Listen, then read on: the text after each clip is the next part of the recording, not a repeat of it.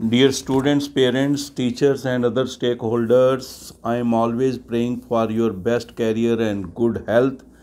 Welcome to your most popular program, Good Morning PM Triple S.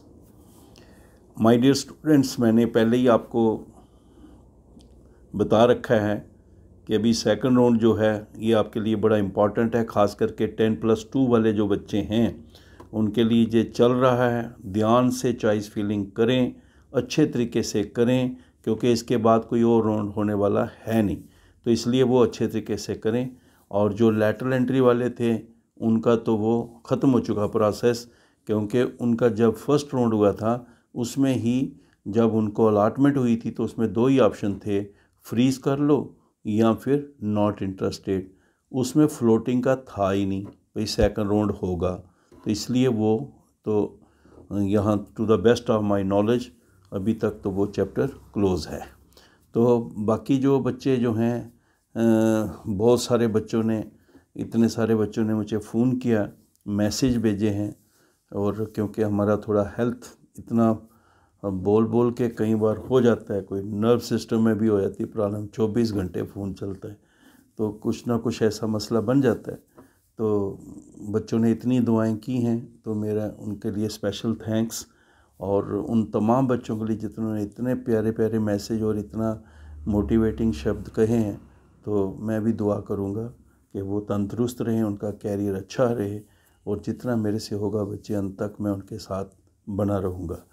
अब जो है बहुत सारे बच्चों ने मैसेज किया, सर कि आप बीच में सिर्फ 1 मिनट के लिए हेलो करके चला जाया करें, लेकिन हेलो ज़रूर करा करें, हमें बहुत इंस्पायर हो जाते हैं आपके एक छोटी सी बात से।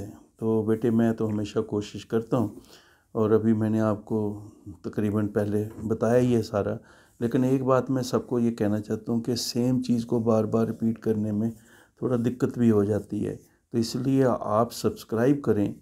एक जो यूट्यूब चैनल है हमारा, Ajeet Angral, AJEETANGRAL PM triple S and motivation, इसको ज़रूर सब्सक्राइब करके रखें ताकि कोई भी आपका है तो आप रेलिवेंट वीडियो इसमें देख सकते हैं। और आपने अपना मैसेज जो है वो 9419144030 पर आप मैसेज भी कर सकते हैं। और आपका कोई भी मैसेज हो आप ज़रूर करें व्हाट्सएप पे, तो मैं क्या करता हूँ व्हाट्सएप पे जितने मैसेज आते हैं उनको कॉमन लेके उनका एक वीडियो बना के डाल देता हूँ, ताकि आपको हर चीज़ का जवाब मिले। एक एक का जवाब देना मुश्किल होता है, तो इसलिए मेरे प्यारे बच्चों, आप जो है कोई भी अगर ऐसा इशू हो आप मैसेज ज़रूर करें। और बहुत सारे बच्चे ऐसे हैं जम्मू से, कश्मीर से, लेह से, लद्दाख, मतलब हमारा जो है सारे बच्चे जो हैं वो इस वक्त एडमिशन ले चुके हैं और बहुत सारे ले रहे हैं। और ख़ास करके मैं उनके बारे में कहना चाहूँगा जिन्होंने बहुत बार मुझे कहा कि सर इसके बारे में कुछ बोलिए, जिन्होंने अपने लेवल पे एडमिशन ली है। तो बेटे जिन बच्चों ने अपने लेवल पे एडमिशन ली है, एक तो वो हैं जिन्होंने दिल्ली यूनिवर्सिटी में एडमिशन ली है। दिल्ली यूनिवर्सिटी में उनका जो कट ऑफ था मेरिट के हिसाब से जो कट ऑफ आया, अब उसमें भी बच्चे को पहले एक में कट ऑफ आया, फिर दूसरे में आ गया, ओके अब मैंने दूसरे में जाना है। तो इस तरीके से जिनका वो कट ऑफ आया था, तो उन बच्चों को जो उनका कट ऑफ आया है, या जो बच्चे जेई के थ्रू आईआईटी और एनआईटी या other institutions of national importance जो हैं, सेंट्रली फंडेड इंस्टीट्यूशन, उन्होंने अपने लेवल पे एडमिशन ले रखा है उन बच्चों का। और जो बच्चों ने क्लैट के क्लियर करके जो हमारे इंडियन नेशनल लॉ यूनिवर्सिटीज़ हैं उनमें एडमिशन अपने लेवल पे ले रखा है। जिन भी बच्चों ने, चाहे उन्होंने होटल मैनेजमेंट, कैटरिंग टेक्नोलॉजी का यहाँ भी एक कॉम्पिटिटिव एग्ज़ाम पास करके, जेई के पास करके, या इसरो में कोई भी ऐसा है जहाँ पे जेई मेंस, जेई एडवांस बच्चों ने किया है, तो उसके हिसाब से उन्होंने एडमिशन ले रखी है। तो उन तमाम बच्चों का बेटे प्रोसेस एक बड़ा सिंपल है। यहाँ तक तो दिल्ली यूनिवर्सिटी वाले थे, और हमारे कुछ बच्चे जो क्लैट के थे या दूसरे हैं, तो उनके तो लेटर कल के निकले, अलॉटमेंट लेटर, ठीक है। अब उनको आगे प्रोसेस अपना करना चाहिए जल्दी से जल्दी, विदाउट वेस्टिंग टाइम, तो वो अपना काम करें। और इसी तरह अगर उसमें भी कई बच्चे परेशान होंगे कि अभी हमारा नाम क्यों नहीं आया, ये एक डेट तक जिनके डॉक्यूमेंट वेरीफाई हो चुके थे उनका तो लिस्ट निकल गया, अलॉटमेंट लेटर निकल गया। कुछ ऐसे बच्चे भी हैं जिनका बाद में नाम आया है, बाद में डॉक्यूमेंट्स आ रहे हैं और उनका थोड़ा वेरिफिकेशन प्रोसेस में है, तो उनकी भी इसी तरीके से अलॉटमेंट लेटर मिल जाएंगे जो कंप्लीट होंगे इन ऑल रिस्पेक्ट। इसलिए वो भी ज़्यादा चिंता नहीं करें कि हमारा आया नहीं, क्या बात है, लेकिन फॉलो ज़रूर करें कि मेरा ये आया था, मैंने अपने लेवल पे लिया है। और आपको ये मालूम है कि एंट्रेंस टेस्ट है या ऑन योर ओन वाले में एक आपको लिंक मिलता है और उसमें आपको पूरी डिटेल भरने पड़ती है कि आपने दिल्ली यूनिवर्सिटी में एडमिशन ली है या क्लैट में या कहीं भी ली है, तो आपका एंट्रेंस का नंबर क्या है, आपका स्कोर कार्ड क्या है, या एडमिशन ली है तो उसकी रिसीट जो है वो आप अपलोड करते हैं, एप्लीकेशन फॉर्म जो है उसका नंबर है अपलोड करते हैं अगर आप दिल्ली यूनिवर्सिटी में या कहीं भी ऐसी एडमिशन लेते हैं। तो यहाँ एंट्रेंस का दे के लिए है तो वहाँ तो एंट्रेंस स्लिप होगी आपकी, पूरी एडमिट कार्ड होगा सारा, वो आपने ज़रूर भरना है और वो इन्फॉर्मेशन पूरी कंप्लीट करनी है। तो अब ये सारे बच्चे जो हैं इनको क्या करना है, सबसे पहले ये है कि इन तमाम बच्चों ने जिन्होंने अपने लेवल पे क्लेम कर रहे हैं एडमिशन, इन्होंने रजिस्ट्रेशन ज़रूर कराई होनी चाहिए। नंबर 2, डॉक्यूमेंट वेरिफिकेशन बराबर कराई होनी चाहिए।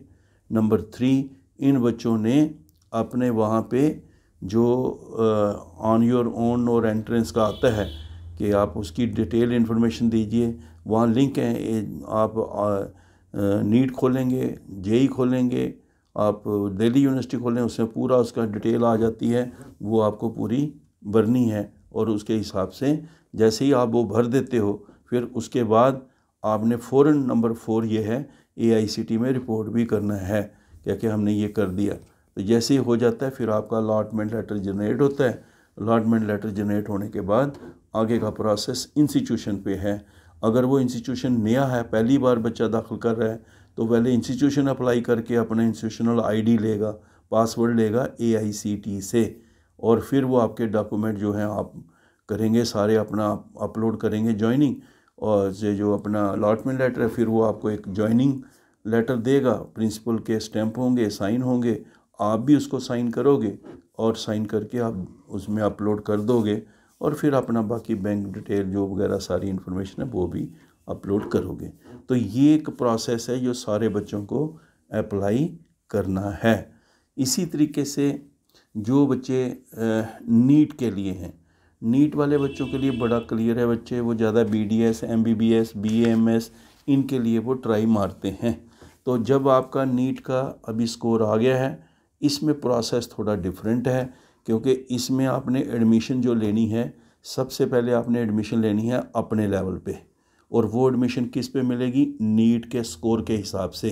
कहाँ मिलेगी, जो भी हमारे जम्मू कश्मीर और लद्दाख से बाहर यूनिवर्सिटीज़ हैं जहाँ गवर्नमेंट्स के अथराइज्ड इंस्टीट्यूशंस हैं जो नीट बेस्ड पर पूरे काउंसलिंग करते हैं पूरी स्टेट के लिए या यूटी के लिए, तो वो उनमें जो काउंसलिंग में आपने पार्टिसिपेट करना है, वो चाहे ऑनलाइन हो ऑफलाइन हो वो तो आप देखेंगे, लेकिन उनमें आपने पार्टिसिपेट करना है।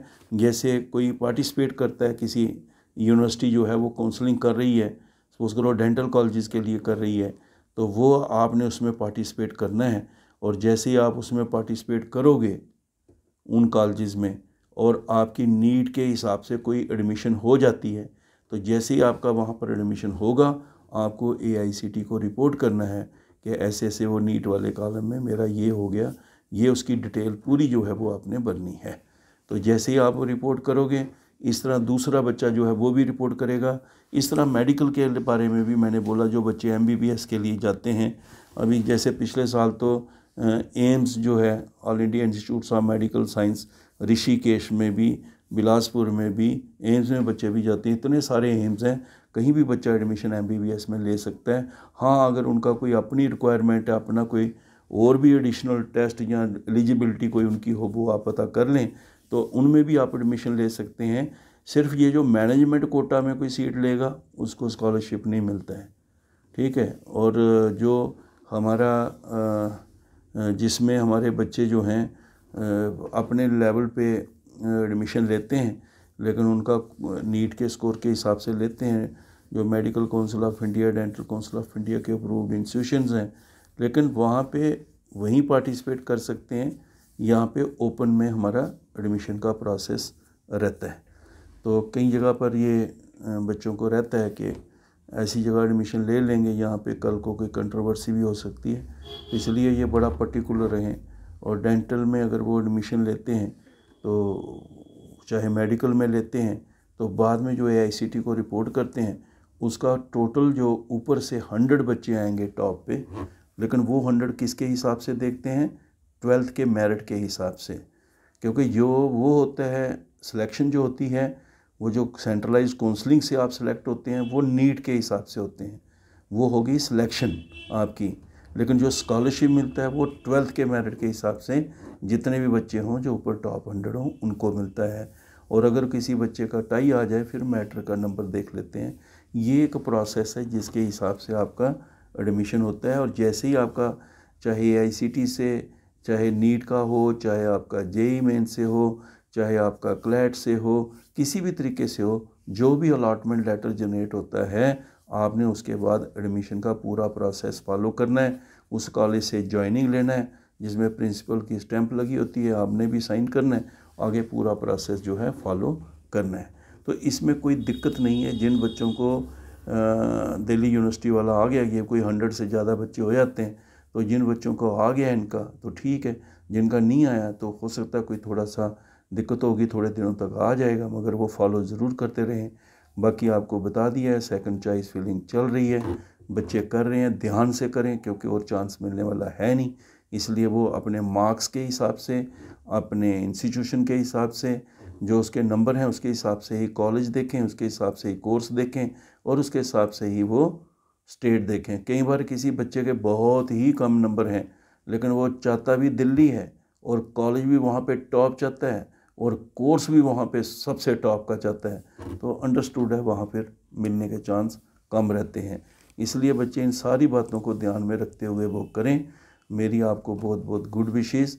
जिन्होंने ऑन योर ओन, उनको मैंने पूरा बता दिया क्या करना है, कैसे करना है, कैसे प्रोसीड करना है। फिर भी अगर कोई आपको दिक्कत हो तो आप व्हाट्सअप कर सकते हैं 9419144030।